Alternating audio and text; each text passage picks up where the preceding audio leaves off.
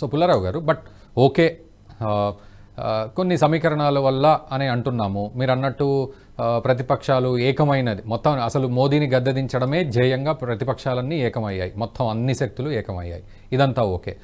But ఇంటర్నల్గా పూర్తిగా మోదీ మీదనే, ప్రధాని మోదీ మీదనే నమ్మకం పెట్టుకొని ఇంటర్నల్గా జరగాల్సిన చిన్న చిన్న విషయాలను కూడా పట్టించుకోలేని పరిస్థితుల్లో కొంత ఫెయిల్యూర్ అయ్యింది అనే విషయాన్ని కూడా, మరి అది కూడా అవలీలగా తీసుకోవాలా, కొట్టిపడేయాలా, లేకపోతే వాటిని ఇప్పుడు ట్రబుల్ షూట్ చేసుకోవాలా భవిష్యత్తు కోసం? ఒకటి, ఉత్తరప్రదేశ్ అంత పెద్ద రాష్ట్రాన్ని ఏదో సింపుల్ గా మౌర్యాకి ఓడిపోయేది, కరెక్ట్ గా చెప్పారు మన ఫ్రెండ్. కానీ వాడు మిస్చిఫ్ ట్రబుల్ చేసి శక్తి ఉన్నది.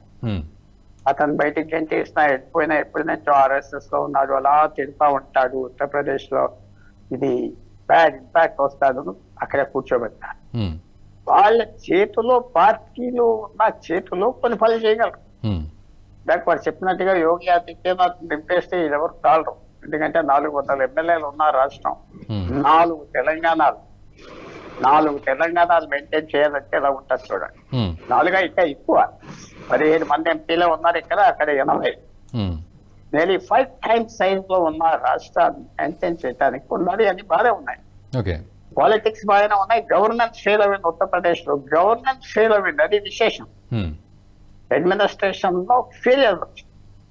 అది కాకుండా పొలిటికల్ గా నేను చెప్పింది, వారు చెప్పింది కరెక్టే. వాళ్ళు ఏం చేస్తారో అని కలిస్తే అంటే బీజేపీ ఒక ఈడీ సిబిఐ పెట్టి ఇలా ముగ్గురు వెనకాల వెళ్ళి ఇది వచ్చింది సార్, మెల్లిగా క్వైట్ గా చేయొచ్చు కదా, కేజ్రీవాల్ జైల్లో వేయచ్చు. అదొక క్యాంపెయిన్ లాగా ఏం ఓట్లేం పడలేదంటే నేరేగా వచ్చారు బీజేపీ, ఓట్లు తగ్గిపోయింది. 2019లో లెక్క పెడితే పార్లమెంట్ ఓట్లు తగ్గిపోయింది. పంజాబ్ లో 1 MP వచ్చారు, బెంగాల్లో తగ్గిపోయింది, తెలంగాణలో బాగానే వచ్చారు, 8 వచ్చినాయి, 4 నుంచి 8 వెళ్ళారు. సరే, ఇది ఫెయిలియర్, చాలా ఫెయిలియర్, చాలా ఒకళ్ళు బయట చెప్పుకోలేకపోతున్నారు. సో అందువల్ల ఇది సరి చేస్తే ఎలా చేయాలంటే అది రాజకీయం.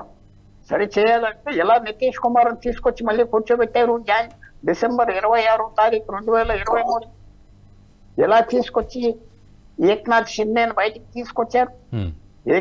శివసేన ప్రభుత్వం కనుక మహారాష్ట్రలో బీజేపీకి ఎన్ని సీట్లు 40లో 5 6 అంతే, అంత ఫోర్స్ఫుల్ గా రెక్లెస్ గా చేయడం ఆ గవర్నమెంట్ పడగొట్టారు. పాలిటిక్స్ చెప్తున్నారు, పడగొట్టారా లేదా కాదు, పడగొట్టాక 18 సీట్లు వచ్చి 17 సీట్లు. పడగొట్టకపోతే బీహార్ లో నితీష్ కుమార్ గవర్నమెంట్ ఇలా మార్చకపోతే ఏమో చెప్పండి. అందువల్ల అక్కడ రాజకీయం చేశారు, చక్కగా మహారాష్ట్రలో చేశారు, ఒరిస్సాలో చేశారు, ఇక్కడ చేయలేకపోయారు, బెంగాల్లో చేయలేకపోయారు. అనవసరం మమతా బెనర్జీ ఇండిపెండెంట్ గా ఉన్నారు, ఇది ఆమె కాంగ్రెస్ పార్టీ లోపలికి తోశారు. కేసీఆర్ తీశారు, బీజేపీయే తీశారు. వాళ్ళ క్యాంపెయిన్, వాళ్ళ గొడవ. ఎవరు వచ్చారు? అతిపెద్ద శత్రువు వచ్చి వాళ్ళు చెప్పిన మాకు దేశం అంతా సాయం చేస్తున్నారు తెలంగాణ కాంగ్రెస్. ఢిల్లీ, పంజాబ్ ఎప్పుడు కేజ్రీవాల్ తో కూర్చొని వ్యక్తిని తీసుకొచ్చి కూర్చోబెట్టారు. కేజ్రీవాల్ సపోర్టర్స్ అందరూ కాంగ్రెస్కి వెళ్ళిపోతున్నారు ఇవాళ. పాలిటిక్స్ అంటే నేను ఎలాగ ఒప్పుకుంటాను, పాలిటిక్స్ చేయాలి, నువ్వు ప్రభుత్వం కూడా చేయాలి. ప్రభుత్వం ఎలాగో 10 సంవత్సరాలు అవ్వక ఫెయిల్ అవుతున్నారు, పాలిటిక్స్ చాలా కేర్ఫుల్ గా చేయాలి. చాలా చాలా అది చేయాలి. మీరు ఎన్ని చెప్పినా ఎవరు చెప్పినా నాకు ఈ జవాబు ఇస్తే ఆనందపడతాను.